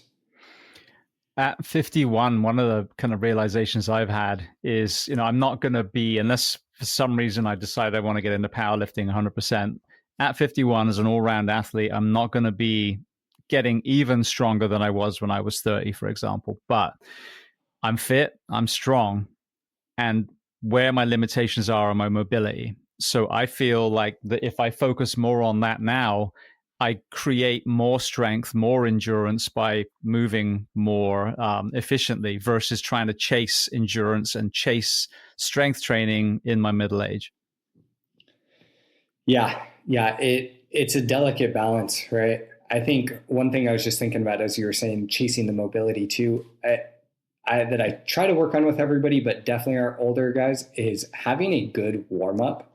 I don't think can be overstressed. And a lot of people are like, if I warm up and then the tones go off, like then I didn't get to do my workout. Yeah, you're absolutely right about that. But if you have an intentional warm up where you're going through both mobility and some sort of like muscle activation strengthening, worst case scenario, you got some injury prevention in. Best case scenario, you got to still work out and you got way more out of that workout than you would if you just jump in cold turkey. Absolutely. You mentioned as well about some of the movement patterns. I am a weekend warrior coach, never been like a full-time coach, but I teach once a week a free class here in town. And throughout my career as well, I really love the strongman implements. So, the sleds and the sandbags and the kettlebells and some of these other things. Firstly, and most importantly, because they really mirror what we do. We do push, we do pull, we do drag, we do climb. But the other thing was, especially when you have some of the firefighters that have found themselves deconditioned, if you ask them to do an Olympic snatch, and then an overhead squat, between the mobility and just simply the skill of the movement, there's a huge fear of I'm going to look stupid. And I fully understand that. But if you tell someone, pick that sandbag up and just walk over there and put it down by the cone, there's this kind of, you remove that fear of, oh, what if everyone thinks, what if I can't do it? So I love the simplicity of those movements because it takes away that fear of, what's everyone going to think, or the frustration of trying to do a movement. A squat is a very, very technical movement. So talk to me about some of your favorite kind of implements and tools that you use on the strength and conditioning side to mirror what we do. Yeah, I just kind of caveat to what you're, or not caveat, following up from what you were saying, is having people be successful. Like you still want them to be challenged, but you don't want them to feel like walking out of the gym of like, wow, that sucked. Cause now you just lost them. Right. So finding that balance, and that's where I agree, not having something super technical like overhead squat, snatch. I was into CrossFit for a while myself, and it is like there's a lot of skill movements with that aren't necessary for our job. But I add in a lot of, because we're trying to also make these workouts time efficient, right? Because we're all busy in our lives. Typically, our workouts are 30 to 40 minutes max, and then with a warm up before that. But it is a lot of twisting, a lot of multi-planar stuff. So I'll add in like one thing I'll call is like a stagger stance Romanian deadlift. So imagine you're picking up a patient who's stuck between the toilet and the shower, and right, we're not going to have perfect deadlift technique. So how do I get used to deadlifting with a little bit of a twist? And we'll do that mostly with kettlebells, or using landmines that's one of my go-tos for like training somebody who's struggling with ladders, is how do we work on that transition of a ladder pickup to shoulder press and really use their body, right? You're getting those twisting multi-directional patterns in, rather than just our traditional bodybuilding stuff is going to be much better for aesthetics, sure, but you're just training one joint in isolation, which is not how we live. Let's go to nutrition, hydration. What are some of the principles? Because everyone will tell you that their way of eating is the best way if they're selling a program for it. But overall, for this population, what are some of the principles that you usually tell your firefighters when it comes to the hydration side and then the nutrition side? I'll start with hydration. General principle is we should be aiming for half of our body weight in ounces per day. So if I weigh 200 pounds, I should be starting with at least 100 ounces and then increase that if you're spending a lot of time out on the drill ground. That's where if you want to get really specific with it, you can weigh yourself. Like if you're in the academy, weigh yourself in the morning, weigh yourself when you come back from home. That'll give you a good idea of how much fluid you lost and how much fluid you need to put back in your system to get ready for the next day.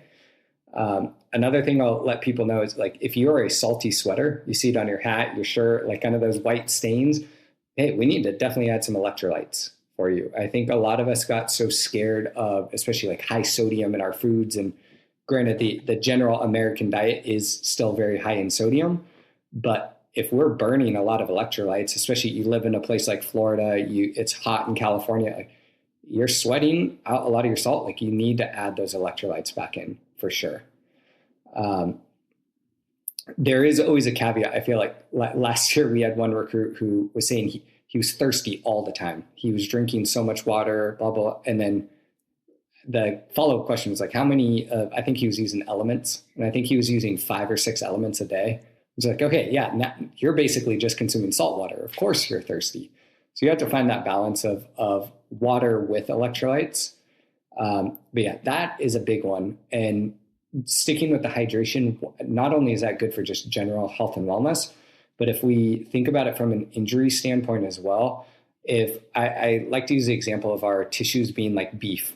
And when we are hydrated, it is a nice, soft, supple steak where it's malleable, it can move and not break, versus dehydrated beef jerky, right? And I can shred it easily. So lowering your risk of tendon and musculoskeletal injuries as well is big with hydration. What about energy drinks? I'm hearing a lot of stories of rhabdo and some of these other areas. You know, you've got these young people just slamming monsters and God knows what. Talk to me about that whole thing. I try to encourage people to avoid them at all costs. I think there's so much stuff in them. The rhabdo is a big concern, but just everything that's in it, as much as possible, avoid the energy drinks. And like I see people pack them in their coolers when they're jumping on the medic, and obviously, like you need to do what you need to do to stay awake, but I think there are a lot better alternatives. I'd rather have somebody have like some caffeine tea or something like that than just slamming monsters. And yeah, that's some people's breakfast of champions, unfortunately. Yeah, there's an amazing cognitive supplement called sleep that people can get for free. Yes, absolutely. Yeah, if only. Yeah. All right, what about the nutritional side then? So nutrition, I will caveat, like my specialty is in the musculoskeletal stuff. So I'm not a nutritionist by any means. I've been doing a lot more studying on that, but I take a very simple approach with nutrition of calories in, calories out. We were lucky that we got like one of the higher level in-bodies in recently. So that's your body composition. And so I'll have our new recruits jump on that, and that gives an estimate of not just their body fat, but their basal metabolic rate. And so for those listening that don't know what that is, I call it like your survival calories. So if all I did is lay on the couch and walk to the bathroom as needed, that's how many calories I would burn per day. And then you add your calories to that with exercise, with activity, the physical demands of the job, all of that. And so we kind of set this framework of, for example, if my active calories plus my basal metabolic rate is 2,500, I need to eat that many calories to maintain my weight. If I'm the skinny 125-year-old or 125-pound kid, here's how much you should eat to gain weight. If you need to lose weight, here's how much. And I generally shoot for people to have a 500 to 1,000 calorie max deficit. So 500 calories per day deficit would be a pound a week of weight loss. 1,000 would be 2 pounds. I think all of these like crazy fad diets, things where you're losing 10 pounds in a week, like awesome. But did you learn any lifestyle habits? Did you learn how to like actually maintain this? No. So I take a very simple approach with let's build habits that you can sustain, not gain 10 pounds, then lose 10, gain 15, lose 10, all that, right? Like what can we do to sustain these lifestyle habits? I think that's the danger of Ozempic, aside from some of the side effects. I think especially in the morbidly obese, I think it's far safer than gastric bypass. I've got my wife's best friend and one of my fire academy friends both died from complications from that. So, I think it's horrendous. You look at the concept, it doesn't even make any sense health-wise. But if you're using that as a way to lose weight, and one of our gym members I just bumped into in the car park a couple of days ago, and she looks great. But now is obviously when you have to start adjusting how you move, how you eat. Now that you've got yourself to a body weight where it's comfortable to move again, brilliant. But the same thing, okay, you've used this to get to a point. Now, what's the exit strategy? How are you going to wean yourself off this so that now you don't need this drug anymore? Yeah, I've actually talked about this at length with my oldest brother has struggled with weight And he was asking me about it, and he kind of came to the conclusion of, I'd rather do the hard work. I want to do this, and yes, it's going to take me longer, and maybe I compare myself to other people and they're progressing better. But something that I'm really proud of him for is the sense of pride. He's like, I will be so much more proud of myself and the accomplishment that I made. And he's got 2 daughters, and like, right, showing your family the quote unquote right way to do things versus shortcuts. I was super proud of him for like coming to that decision, and excited for the journey that he's on. Yeah. No, and this is the healthiest way, isn't it? Because we know if it comes off slowly, it will stay off. But if you see these, Biggest Loser documentaries, I mean, they have these crazy losses, and then they're all the same size again. Yeah. We did watch that recently. That was crazy. I grew up loving that show. So it was funny, not funny, but very eye-opening to see the behind the scenes of some of that stuff. Yeah. And it wasn't anywhere near as compassionate as we thought it was behind the scenes. Not at all. Not at all. Yeah.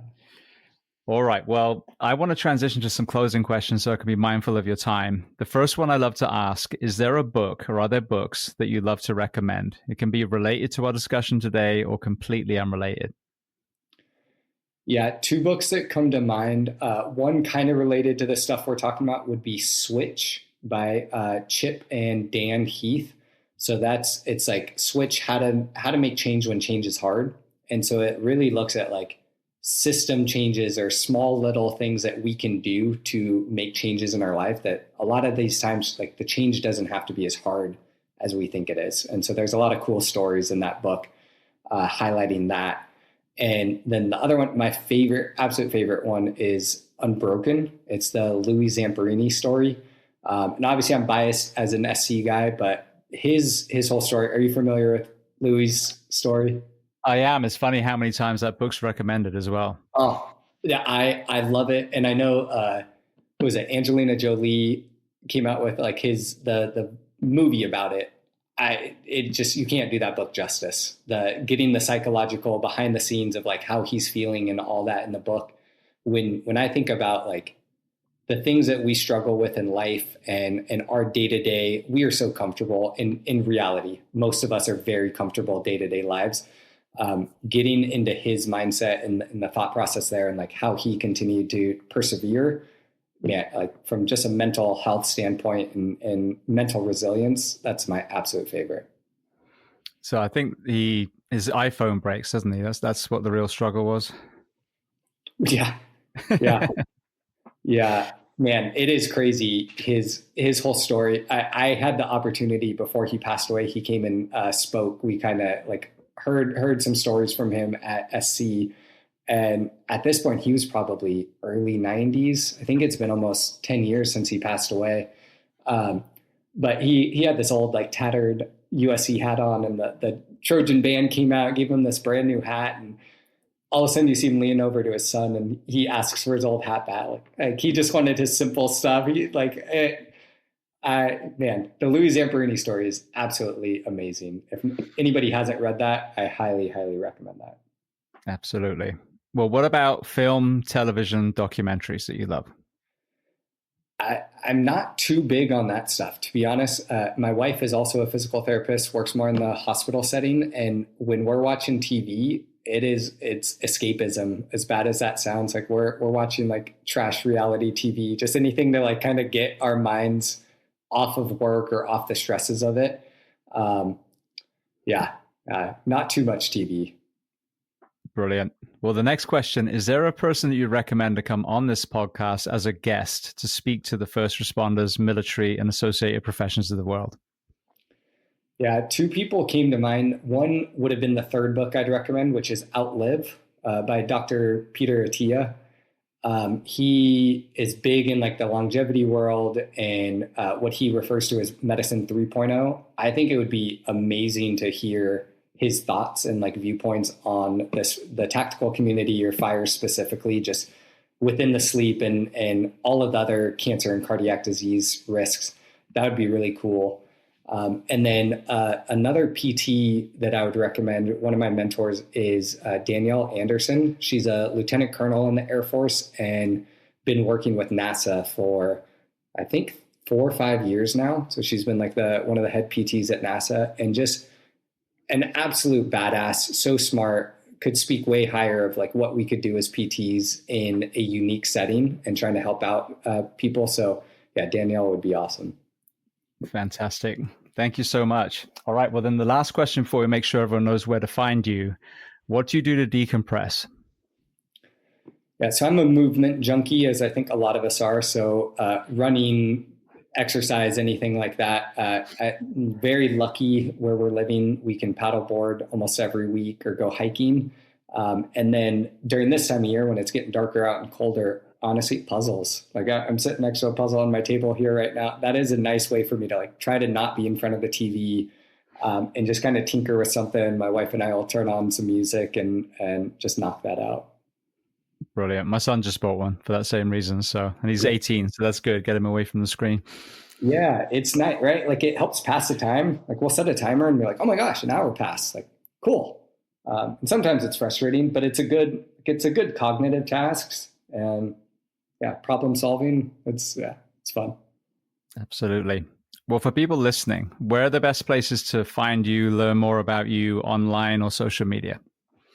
Yeah, probably the easiest two would be Instagram at tactical_athlete_performance or at my website, tacticalathleteperformance.com. So that's where I do a lot of the like consulting. I do physical therapy still on the side, like outside of the stuff with the city of Sacramento, but those would be the two easiest ways. Beautiful. So just expand on that a little bit because we didn't really hit that. So you're working with Sacramento. So what are the services that you offer for other people that are looking for, using you and your skills in your company? Yeah. So coaching. So like I mentioned before, like coaching for pre-academy or just people trying to get in shape for fire academy, or even if they're online already. And then physical therapy. So either in person or virtual. I do a lot more consulting now of like second opinion type stuff. Like, hey, here's what I'm going through with my provider. Do you feel like I'm getting good care? How should I advocate? Does this seem like I'm on the right path? That sort of stuff. I'm a very big believer in teaching somebody how to fish, which is great for individuals, but bad for business, right? So most of the time I average 1 or 2 visits per case just because we're chatting and giving you all the tools that you need to do to rehab. So those are the 2 biggest things. And then a little bit of consulting with departments, like if people want me to come out and do lectures or any sort of injury prevention type work. But all of that caveat is outside of my like job within the city. So my availability is good on the weekends, but in late night weekdays. But yeah, I'm very committed to Sacramento right now, trying to hopefully make some changes here. Brilliant. It's funny that circles round to the sports, agent conversation at the very beginning and the kind of people that were in that business law class. I've heard people in your field say, I could just keep people coming back, but I want them to get better, which is a terrible business model, but it's a beautiful human model. And I would argue it's a good business model because if you're the kind of person where they go and visit you and they get better, then they're going to tell other people who will then come and visit you and they tell more and they tell more. But it's funny, on the dark side of medicine, there's a lot of professions, chiro and some of these other areas where there's less ethical practitioners that are deliberately keeping you coming back rather than giving you the tools to heal yourself. Absolutely. I use the mechanic analogy a lot, right? Like you wouldn't keep taking your car back to the mechanic with the same check engine light keeps coming on. Like eventually you'd be like, this guy doesn't know what he's talking about. So yeah, I love the concept of most of us have like my dentist, right? Like I know who I go to every 6 months for routine checkups or if I need anything. Having that same philosophy of like, that's my PT. I know I can trust Nick to whenever I need something. I know he's going to give me the best care that he can. That is my goal rather than this like recurring business model. And yeah, I'm not good at business at all. Me neither. Yeah. All right. Well, Nick, I want to thank you so much. It's been such an important conversation with the kind of lens that you have between the collegiate sports, then the military space, especially in some of the high performers that you work with, and then comparing that to the fire service. Hopefully people have got a lot out of this conversation. So I want to thank you so much for being so generous with your time and coming on the Behind the Shield podcast today. Yeah, thank you, James. I appreciate your time and everything that you've been doing. It's awesome to keep getting education.